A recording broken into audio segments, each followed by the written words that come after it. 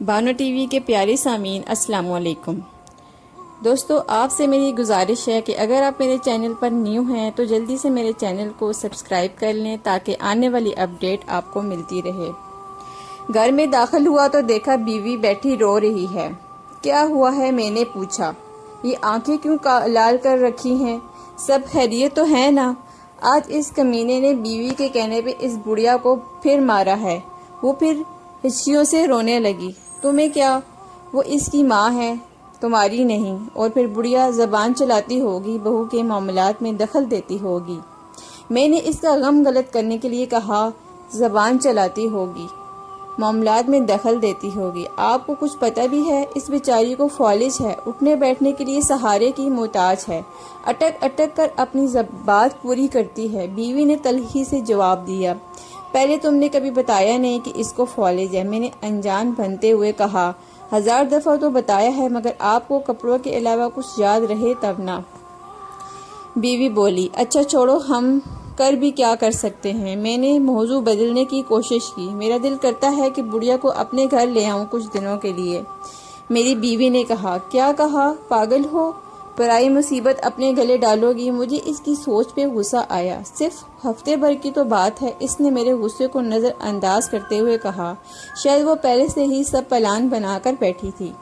نہیں نہیں، یہ ناممکن ہے۔ اور پھر وہ کیوں دینے لگا اپنی ماں ہم کو؟ میں نے کہا، اس کی بیوی کی کئی مرتبہ کہہ چکی ہے کہ بڑھیا کئی دفعہ تو ہو نہیں سکتی، کتے سے کی جان ہے، مرتی بھی نہیں۔ بیوی نے کہا، اچھا یہ کہتی ہے وہ؟ میں نے بیوی کا دل رکھنے کے لیے کہا، بس اب آپ مان جائیں اور اس کو اپنے گھر لے آئیں۔ یہ کہتے ہوئے وہ میرے پہلو میں آ بیٹھی، اور یہی اس کا خطرناک حملہ ہوتا ہے اپنی بات منوانے کا۔ اچھا جی، اب اس بڑھیا کو گھر لانے کی ذمہ داری بھی مجھ پر ڈال رکھی ہو، اور یہ تو سوچو کہ تم اس کو سنبھال بھی لو گی۔ میں نے کہا، اپنے بچے تو ہے نہیں، میں بھی گھر میں سوائے ٹی وی دیکھنے کے اور کیا کرتی ہوں؟ چلو وہ آ جائیں گی تو میرا دل بھی بھلا رہے گا۔ اس نے اداسی سے کہا، ہماری شادی کو 10 سال ہو گئے تھے مگر اولاد سے محرومی تھی۔ میں نے سوچا چلو بات کر کے دیکھنے میں حرج نہیں، کون سا وہ اپنی ماں ہمیں دینے پر راضی ہو جائے گا۔ اگر راضی ہو گیا تو میں نے سوچا پھر بھی 1 ہفتے ہی کو تو بات ہے، اگر بعد میں اپنے ہی گلے پڑ گئی تو۔ اچانک مجھے خیال آیا، اگر وہ بڑھیا مستقل گلے پڑ گئی تو؟ میں نے اپنے خدشے کا اظہار بیوی سے کیا۔ یہ تو اور بھی اچھی بات ہے، اس نے خوش ہوتے ہوئے کہا۔ سچ کہتے ہیں عورت بے وقوف ہوتی ہے، میں نے دل میں سوچا۔ اگلے دن شام کو کافی سوچ و بچار کے بعد میں ان کے گھر گیا۔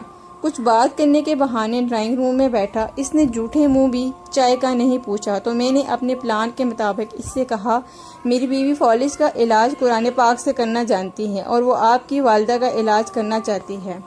یہ سن کر اس نے کسی خوشی کا اظہار نہ کیا تو میں نے بات جاری رکھی کہ اس میں مسئلہ یہ ہے کہ آپ کی والدہ کو ہفتہ بھر ہمارے ہی گھر پر رہنا ہوگا۔ آپ فکر نہ کریں، ہم ان کا اچھے سے خیال رکھیں گے۔ یہ سن کر اس کے چہرے پر شرمندگی اور خوشی کے ملے جلے تاثرات پیدا ہوئے اور اس نے تھوڑی سی بحث کے بعد اجازت دے دی۔ میں نے اٹھتے ہوئے کہا کہ علاج میں 15-20 دن بھی لگ سکتے ہیں۔ اس نے اور بھی خوشی محسوس کی، کہنے لگا، سلیم بھائی، میں تو چاہتا ہوں کہ میری ماں ٹھیک ہو جائے، بھلے مہینہ لگ جائے۔ اور یوں اس طرح اماں مستقل ہماری ہی ہو کے رہ گئی۔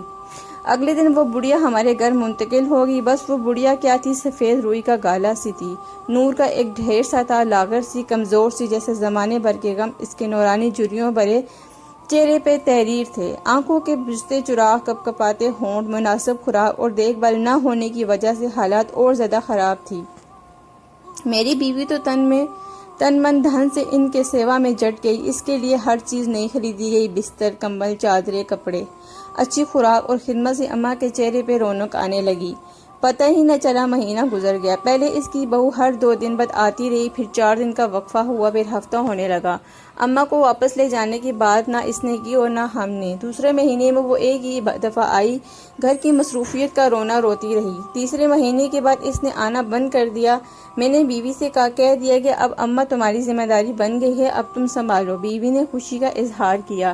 یہ غالباً 7واں مہینہ تھا کہ اس آدمی کو اس کی بیوی نے قتل کر دیا اور بعد میں وہ خود بھی پکڑی گئی اور یوں اماں صرف ہماری ہی ہو کر رہ گئی۔ ادھر جیسے جیسے اماں کی توانائی بحال ہو رہی تھی اور چہرے پہ رونق مسکان آنے لگی تھی، ویسے ویسے میرا کاروبار ترقی کرنے لگا۔ ایسے لگتا تھا جیسے مجھ پر دہن برسنے لگا ہو۔ سال بھر میں میری 3 دکانیں ہو چکی تھی اور تیسرے سال ہم تینوں میں بیوی اور اماں نے حج کی شہادت حاصل کی۔ گلستان جوہر میں 500 گز کا بنگلہ خرید کر وہاں شفٹ ہو گئے۔ اماں ہمارے ساتھ 7 سال رہی، ہر پل ان کا ہمیں دعائیں دیتے گزرتا اور ہم میاں بیوی خوشی سے پھولے نہ سماتے۔ عجیب کرامت یہ ہوئی کہ اماں کی برکت اور دعاؤں سے اللہ رب العزت نے مجھے اولاد سے بھی نوازا۔ آج وہ ہمارے درمیان نہیں، مگر ان کی کمی اور شدت سے محسوس ہوتی ہے جیسے کوئی اپنا کہیں کھو گیا ہو۔ ہم نے بھی کبھی ان سے ان کا نام تک نہ پوچھا، بس ان سے ایک خلوص کا رشتہ تھا۔ پچھلے دنوں میری بیوی بہت خوش تھی، وجہ پوچھی تو کہنے لگی میں نے ایک خواب دیکھا ہے۔ کیسا خواب؟ میں نے پوچھا۔ اس نے کہا کہ محشر کا دن تھا اور جب سب حیران و پریشان کھڑے ہیں، ان میں بھی کھڑی ہوں، اتنے میں اماں آئی اور میرا ہاتھ پکڑ کر کہنے لگی منیرہ ادھر آ میرے ساتھ، تجھے پل صراط پار کرا دوں۔ میں ان کے ساتھ چلی، ہم ایک باغ سے گزرے، تھوڑی دیر میں باغ ختم ہوا تو ایک بڑا سا میدان آ گیا تو اماں کہنے لگی بس ہو گیا پل صراط پار۔ میں حیران ہوئی تو وہ بھی بس زور سے ہنسنے لگی، پھر میری آنکھیں کھل گئی۔ مبارک ہو بھائی، بہت اچھا خواب ہے، مگر تمہیں میرا خیال نہ آیا، اس کے میاں نے کہا۔ قسم سے میں اتنی پریشان تھی کہ چلو خیر، ہمیں بھی کوئی نہ کوئی مل ہی جائے گا جو پل صراط پار کرا دے گا۔ آمین، بیوی نے جیسے دل کی گہرائیوں سے کہا، اور پھر اس کو میں نے یہ نہیں بتایا کہ ایسا خواب میں بھی دیکھ چکا ہوں، بس فرق یہ تھا کہ اماں نے میرا ہاتھ پکڑتے وقت کہا تھا چلو تمہیں منیرہ کے پاس لے چلوں، وہ پل صراط کے پار تمہارا انتظار کر رہی ہے۔